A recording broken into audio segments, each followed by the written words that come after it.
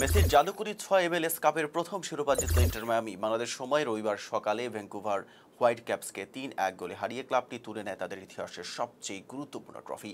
পুরো ম্যাচ জুড়ে আক্রমণ সাজানোর কেন্দ্রীয় ভূমিকা রাখেন লিওনেল মেসি। তার নৈপুণ্যেই মায়ামি শিরোপা জয়ের পথ সুগম করে।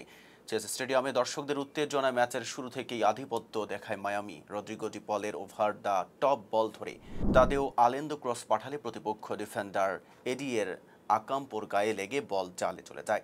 আর শুরুতেই এগিয়ে যায় মায়ামি। এরপর বিরতির আগে ভ্যাঙ্কুভার গোলের জন্য চাপ বাড়ালেও গোলরক্ষক রোকো রিওস নভোর দুটি গুরুত্বপূর্ণ সেভে ম্যাচে টিকে থাকে মায়ামি।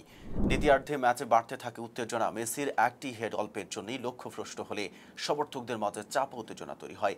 ওই সময়ে আলী আহমেদের শর্ট পোস্টে লেগে জালে জড়িয়ে গেলে ১-১ সমতায় ফিরে আসে ভ্যাঙ্কুভার। পরিস্থিতি কঠিন হয়ে উঠলেও ম্যাচের গতি বদলে দেন লিওনেল মেসি।